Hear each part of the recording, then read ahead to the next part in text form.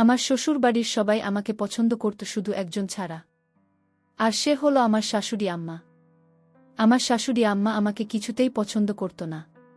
আর তাই আমার শাশুড়ি আমার শ্বশুরকে কুপরামর্শ দেয়। আর আমার শ্বশুর শাশুড়ি আমার কথায় আমাকে একদিন বাথরুমে নিয়ে আমার সাথে। বাকিটা গল্পতে বলছি। আমার শ্বশুরবাড়িতে প্রাইভেসির বিরাট সমস্যা। উপরতলার কথা নিচতলা থেকে শোনা যায়। রিফাত যখন আমাকে বিয়ে করে বাড়িতে নিয়ে এল সবার মাথায় যেন আকাশ ভেঙে পড়ল। আমার শাশুড়ি রিফাতকে উপরে নিয়ে যা বললেন তার মর্ম হল, রিফাতের জন্য খুব বড় লোকের হার্ভার্ড ইউনিভার্সিটিতে পড়া মেয়ের বিয়ের কথা চলছিল। এর মাঝে রিফাত কেন একটা গরিব গুরব মরহুম সাংবাদিকের মেয়েকে বিয়ে করে এনেছে। এই মেয়েকে নিয়ে কি আপনি ও স্বজনদের সামনে মুখ দেখানো যাবে? রোটারি ক্লাবের মিটিংয়ে যাওয়া যাবে? রিফাত বোধহয় বাড়ি ছেড়ে দেওয়ার হুমকি দিলতে আপাতত কাজ হল।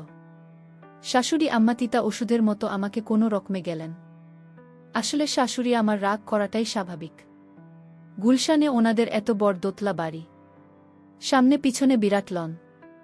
শ্বশুর সাহেব আর্মি থেকে আর্লি রিটায়ারমেন্ট নিয়ে এরশাদের আমলে বিরাট ব্যবসা আরম্ভ করেছিলেন। সমাজের রাঘব বোয়ালদের সঙ্গে ওনার যাতায়াত। ছেলে রিফাত 6 ফুট লম্বা সুদর্শন, বিশ্ববিদ্যালয়ের উচ্চতর কর্মকর্তা। পড়ালেখায় ভালো বলে বিসিএস দিয়ে ইনকাম ট্যাক্সে ঢুকেছে। সেই ছেলে কি না এমন একটা মেয়েকে ঘরে এনেছে যার বাবা তো নেই, আদাবরে কোনোরকম বাড়ি ভাড়া করে থাকে। আমার শ্বশুর সাহেব মনে হলেন না এ নিয়ে বিশেষ ভাবিত। তিনি প্রথম দিন থেকে একটা নিরপেক্ষ অবস্থান নিলেন। আমাকেও দুঃখ দিতে চাচ্ছেন না, আবার শাশুড়ি আমাকেও খেপাতে চাচ্ছেন না। হয়তো কখনো ডাইনিং রুমে আমার সঙ্গে একটু হেসে কথা বলছেন। শাশুড়ি আমায় ঢোকার সঙ্গে সঙ্গে আড়ষ্ট হয়ে খাবারে মন দিলেন। রিফাত সকালে অফিস চলে যায়, বাবা চলে যান ব্যবসার কাজে। সংসারের নৌকায় অস্বস্তি ঝরে তুলতে থাকি আমি আর শাশুড়ি আম্মা। প্রথম 1 মাস শাশুড়ি আম্মা আমার সঙ্গে একটু কথা বলেননি। এমনভাবে দৃষ্টি হানতে মনে হতো আমি কোনো ডাকিনী যোগিনী টাকার লোভে ওনার ছেলের মাথা খেয়েছি। এর মাঝে আল্লাহর বিচার, শাশুড়ি আম্মা হঠাৎ মাথা ঘুরে বাথরুমে পড়ে গেলেন। আমি গিয়ে তাড়াতাড়ি ওনাকে মেঝে থেকে টেনে উঠলাম, কাঁধে ভর দিয়ে ওনাকে বিছানায় নিয়ে শোনালাম। আমি একটা গামছা বরফ ভরে ওখানে চেপে ধরলাম। শাশুড়ি আম্মা খানদানি পরিবারের অভিজাত মহিলা। আমি স্পর্শ করামাত্রই কেমন শক্ত আর আড়ষ্ট হয়ে গেলেন। মনে হলো আমি চলে গেলে বাঁচেন। আমি বরং হাতে নিয়ে বললাম, আপনার অনেক কষ্ট হচ্ছে, আমি আপনার যত্ন করি। আম্মা খুব ব্যথা লাগছে বুঝি? শাশুড়ি আমার শুকনো গলায় বললেন, সুরাইয়াকে ডাকা হোক। সুরাইয়া আমাদের কাজের মেয়ে আজ আসেনি। আমি বললাম, সুরাইয়া তো আজ আসেনি আম্মা, দারোয়ান ভাই আছে, 1 গ্লাস পানি আনা হোক। আম্মা এভাবে প্যাসিভ হয় যে না বলে একটি ভয়ে যে কথা বললে ভালো লাগত। শাশুড়ি আম্মা কটমট করে তাকিয়ে বললেন, পানি আনছে না কেন? আমি পানি এনে বললাম, আমার একটা নাম আছে টুম্পা। আপনার ছেলে বলে তুমি? আপনার তো কোনো মেয়ে নেই। টুম্পা বলে ডাকবেন, দেখবেন মনটা ফুরফুরে লাগবে। মা কোনো জবাব দিলেন না, ধকধক করে পানি খেয়ে পাশ ফিরে শুয়ে পড়লেন। শাশুড়ি আম্মা প্রথম আমার রান্না খেতেন না। বাথরুমে পড়ার পর থেকে খাওয়া আরম্ভ করেছেন। আমি রুই মাছের মাথা, ইলিশ মাছের পেটির টুকরো শাশুড়ি আমার দিকে এগিয়ে দিয়ে। শাশুড়ি আম্মা প্রশংসা কিছুই করেন না। আমার শ্বশুর সাহেব কম বেশি শাশুড়ি আমাকে অনুসরণ করেন। সংসারে খামোখা ঝামেলা পাকাতে চান না। সেদিন চিংড়ির দোপেয়াজা রাজি শাশুড়ি আমাকে কি কাজে কিচেন এসেছেন। আমি চাচ্ছি একটু দোপেয়াজা এগিয়ে দিয়ে বললাম, মা টেস্ট করে দেবেন কেমন হয়েছে? মা কতমত করে আমার দিকে তাকিয়ে চামচ থেকে দোপেয়াজা থাকলেন। তারপর বললেন, বাড়িতে নারকেলের পাউডার আছে, ওটা দিয়ে মালাইকারি রেঁধে মজা হবে। যাওয়ার সময় একবার ঘুরে বললেন, এটাও খারাপ না, তোমার বাবা পছন্দ করবেন। আমার নিজের মা খুব সংকোচে মাঝে মাঝে ফোন করেন। আমি যে এভাবে হুট করে বিয়ে করব সেটাও জানতেন না। অথচ আমি এ বাড়িতে আসার 3য় দিন আমার শাশুড়ি আমাকে একচোট কথা শুনিয়ে দিয়েছেন। মা ফোন করলে জানতে চান আমি কেমন আছি। আমি জানাই খুব ভালো আছি। মা কি বুঝলেন কে জানে, মন খারাপ করে ফোন রাখেন। এভাবে মাসের পর মাস কেটে যাচ্ছিল। শাশুড়ির মনের তাপমাত্রা কিছুতেই 0 ডিগ্রি সেলসিয়াসের উপরে উঠানো যাচ্ছিল না। সম্পর্কের বরফ গলতে সময় লাগছিল। অবশেষে একদিন সন্ধ্যায় আমি শাশুড়ি আমার প্রাণ ভোমরা সন্ধান পেলাম। আমাদের বাড়িতে রাত ৮টায় খাওয়ার নিয়ম। রাতের খাওয়া শেষ হলে একটু গুছিয়ে আমি সোজা বেডরুমে চলে যাই। তখন থেকে সকাল ৭টা পর্যন্ত সময়টা রিফাত আর আমার। এই সময়টা আমি অর্জন করি। সারাদিন শাশুড়ি আমার অবহেলা সঙ্গে করে। ভারতপক্ষে তখন আমি ঘর থেকে বের হই না। আমি আর রিফাত মনের সুখে মুভি দেখি। সেদিন কি কারণে বেরিয়েছি, ও মা দেখি ড্রয়িং রুম শাশুড়ি আমাকে একা একা খিলখিল করে হাসছেন। ওনার এরকম হাসি আমি কখনো শুনিনি। দরজার কাছে গিয়ে দেখলাম শাশুড়ি আমার স্টার প্লাসে শ্রীমান শ্রীমতী নামের একটা সিরিজ দেখছেন। আমি আস্তে করে গিয়ে শাশুড়ি আমার পাশে বসলাম। আমরা একবার খতম করে আমার দিকে তাকালেন। তারপর আবার টিভিতে মনোনিবেশ করলেন। হাসির মুভি তো চাইলেও গম্ভীর থাকতে পারছিলেন না। একটু পর পর ফিক করে হাসছেন। আমিও হাসিতে যোগ দিয়ে বললেন, আমায় দেখে মনীষা এটা কি করল? যাই হোক, আমি শাশুড়ি আমাকে সব সময় হাসি খুশি রাখার চেষ্টা করতাম। কিন্তু শাশুড়ি আমাকে পছন্দ করত না। শাশুড়ি আমার সাথে সবসময় আচরণ খারাপ করে। মনে হয় এ বাড়িতে আমি তাদের শত্রু। আমার স্বামী আমাকে অবশ্যই পছন্দ করে, কিন্তু আমার শাশুড়ি আম্মা আমাকে পছন্দ করে না। এক রাতে শাশুড়ি আমার সুরের সাথে কানাকানি করছে। ফিসফিস করে আমার বিরুদ্ধে কি যেন বলল, আমি তেমন কিছু বুঝতে পারিনি। তবে এর পরদিন থেকে বাড়িতে আমি আমার সুরকে অন্য রকম দেখতে পেলাম। সুর আমাকে আগে যেভাবে বোমা বলে ডাকতেন, আজ আর তার মুখে সেই মধুর ভাষা নাই। প্রতিদিন সকালে নাস্তা করার সময় সুর আমাকে নিয়ে একসাথে নাস্তা করতেন, কিন্তু আজ আমাকে ডাক দেয়া একসাথে নাস্তা করার জন্য। আমি বুঝে গেছি শাশুড়ি আমার কান পড়া পেয়েছে। জানি না আমার সাথে কি হয়। এর পরের দিন আমি আমার রুমে ঘুমাতে গেলাম। তারপর সুর আব্বা গভীর রাতে আমার রুমে প্রবেশ করল। আমি শুধু বাবাকে জিজ্ঞেস করলাম, বাবা আপনি এত রাতে আমার রুমে কেন? সুর আব্বা বললেন, শোনো মা, আমি তোমায় একটা কথা বলতে চাই। তুমি আমার কতটা রাখবে? কি কথা শুরু আব্বা? সুর আব্বা বললেন, শোনো মা, এই বাড়িতে থাকতে হলে তুমি আমার একটি কথা রাখতে হবে। শুধু আব্বাকে বললাম, কি কথা? কিন্তু সুর আব্বা বললেন, অন্য একদিন বলবো। আজ থাক, এখন তুমি ঘুমাও।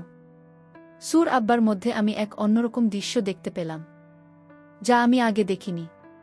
এ বাড়িতে আমি প্রায় 6 মাস ধরে আছি।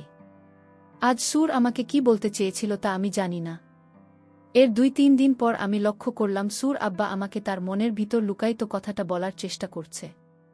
আমি মনে মনে চিন্তা করলাম, শিশুরা বা কি বলতে চায় তা আমি শুনতে চাই।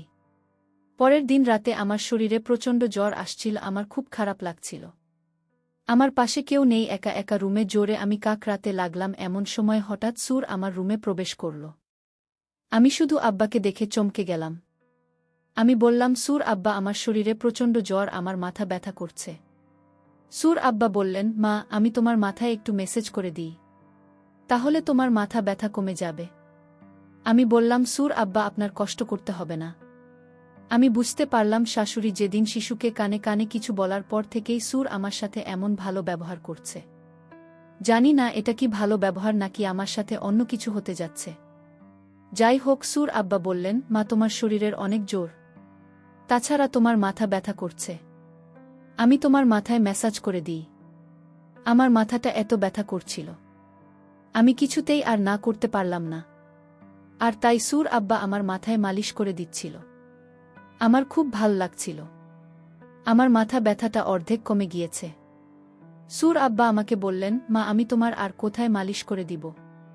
আমি বললাম, বাবা, আমার মাথা ব্যথা কমে গিয়েছে, আমার আর মালিশ করা লাগবে না। আপনি এখন রুমে গিয়ে ঘুমান।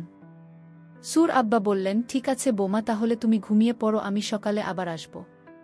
সুর আব্বা যখন রুম থেকে বের হতে লাগলেন, আমি শিশুর আব্বাকে ডাক দিলাম, বাবা, শুনে যান। সুর আব্বা বললেন, কিছু বলবে বোমা? আমি বললাম, বাবা, আপনি আমাকে কি কথা বলতে চেয়েছিলেন? বলবেন বলবেন করে আর বলা হলো না। সুর আব্বা বললেন, মা, আমি তোমাকে যে কথাটি বলতে চাচ্ছি সেই কথাটা বললে তোমার মনটা খারাপ হয়ে যেতে পারে। বাবা, আপনি বলেন, আমার মন খারাপ করব না। আপনি আমার বাবার মতো, আপনি যা বলবেন আমি তা মেনে নেব। সুর আব্বা বললেন, তার আগে তোমাকে আমার সাথে বাথরুমে যেতে হবে। আমি বললাম, বাবা, বাথরুমে কেন? দরকার আছে, তুমি চলে গেলেই বুঝতে পারবেন। আমি অবাক হয়ে গেলাম। তার কথা শুনে আমি বললাম, ঠিক আছে বাবা, চলেন বাবা। তারপর বাথরুমে গিয়ে যা দেখলাম তা দেখে আমার মনে হলো আমার চোখ কপালে উঠে গেল। 4টা ক্যামেরা লাগানো। আমি বললাম, বাবা এখানে ক্যামেরা লাগল কেন? বাবা বললেন, তোমার শাশুড়ি আমায় ক্যামেরা লাগিয়েছে। আমি জিজ্ঞেস করলাম, কেন এখানে ক্যামেরা লাগানো হয়েছে? সুর আব্বা বললেন, তোমাকে ব্ল্যাকমেল করার জন্য এখানে ক্যামেরা লাগানো হয়েছে। তোমার স্নানের অনেক ভিডিও তোমার শাশুড়ি আমার কাছে আছে। আমি বললাম, সুর আব্বা, আমি যেদিন প্রথম বাথরুমে স্নান করতে এলাম সেদিন আমি এই ক্যামেরা লক্ষ্য করছিলাম। আর তারপর থেকে আমি বাথরুমে স্নান করি নাই। আমি এই বাড়িতে যে দিন পা রাখলাম সেদিনই বুঝতে পারলাম আমার শাশুড়ি আমাকে এ বাড়ি থেকে তাড়ানোর জন্য আমার সাথে এমন কিছু একটা করবে। কিন্তু আমি তো আর বোকা না। আমিও সতর্ক হয়ে গেলাম। সুর আব্বা আমাকে বলল, তাহলে আমি যে ভিডিও দেখলাম সেটা কার ভিডিও? আমি বললাম, বাবা আপনি ভালো করে লক্ষ্য করে দেখেন, সেটা আমি না, আপনার নিজের মেয়ের ভিডিও। বোমার কথা শুনে চমকে গেলাম। আমার মেয়ের ভিডিও আর আমি চিনি না। সুর আব্বা আমার কথা শুনে দৌড়ে শাশুড়ি রুমে গেল আর বলল, ভিডিও প্লে করো, এটা তো বোমার ভিডিও না, এটা আমাদের নিজেদের মেয়ের ভিডিও। তুমি যার ভিডিও ইন্টারনেটে ছেড়ে বাড়ি থেকে বের করতে চাইছো সেটা তো বোমা না, সেটা আমাদের নিজেদের মেয়ের ভিডিও। সুর আবার কথা শুনে চমকে গেল শাশুড়ি। আমি তখন আমার শাশুড়ি আমাকে বললাম, দেখুন আপনারা আমাকে যতটা বোকা ভাবছেন আমি ততটা বোকা না। আপনারা আমার মান সম্মান নষ্ট করতে চেয়েছিলেন, কিন্তু আল্লাহর কি খেলা, এখন আপনার মেয়ের মান সম্মান নষ্ট হতে চলেছে। শাশুড়ি বলল, তুমি তো অনেক চালাক মেয়ে, আমি ভেবেছিলাম তুমি বোকা, আজ দেখলাম তুমি তো অনেক পাকা একটা মেয়ে। এমন সময় আমার স্বামী আমার ঘরে এসে হাজির। আমাদের কথাগুলো শুনছিল। আমাদের কথাগুলো আমার স্বামী শুনে মাকে বললেন, মা আপনি আপনার বোমাকে এমনটা করতে চেয়েছিলেন। আপনার বোমাকে পছন্দ না হলে আমাকে বলতেন, আমি বাড়ি থেকে আমার স্ত্রীকে নিয়ে চলে যেতাম। তখন হুট করে শিশুর বলে উঠল, তোমার মা ছিল এই বাড়ি থেকে কিভাবে বোমাকে তাড়ানো যায়? তোমার মা আমাকে কান পাতা দিয়ে বলেছিল, এমন কিছু তোমার স্ত্রীকে খাওয়াই যেন সে তিলে তিলে মারা যায়। আমার পক্ষে এটা করা সম্ভব হলো না, কারণ আমার তো একটা মেয়ে আছে। আমি বোমার প্রতি এমন অত্যাচার করতে পারলাম না। বোমা যেদিন জোরে তরতর করছিল, মাথা বোথায় কাকড়া ছিল, সেদিন তার মুখখানা দেখে আমি তার মাথায় পড়ে যাই। আর সেদিন থেকে সিদ্ধান্ত নিই, এই বাড়ি থেকে আমি বৌমাকে কিছুতেই যেতে দেব না। সুর আব্বা বললেন, পরের মেয়ের ক্ষতি করতে গিয়ে এখন নিজের মেয়ের ক্ষতি হচ্ছে। সুর আমার স্বামীকে বললেন, বাবা তোকে আমি গুলশানে আরও একটা বাড়ি কিনে দিচ্ছি, তুই সেখানে বোমাকে নিয়ে চলে যা, নতুন করে সংসার শুরু করে। শাশুড়ি আম্মা তখন হাউমাউ করে কান্না করে বলল, আমার ভুল হয়ে গেছে বোমা, তুমি আমায় ক্ষমা করে দাও। আমি বললাম, মায়েরা কখনো ক্ষমা চাইতে নেই। মা আমাদের সাথে আপনিও থাকবেন, এটাই আমি চাই। প্রিয় বন্ধুরা, তোমাদের কাছে গল্পটি কেমন লাগলো তা কমেন্ট করে জানাতে ভুলবেন না। আর এরকম নতুন নতুন ভিডিও পেতে আমাদের চ্যানেলটিকে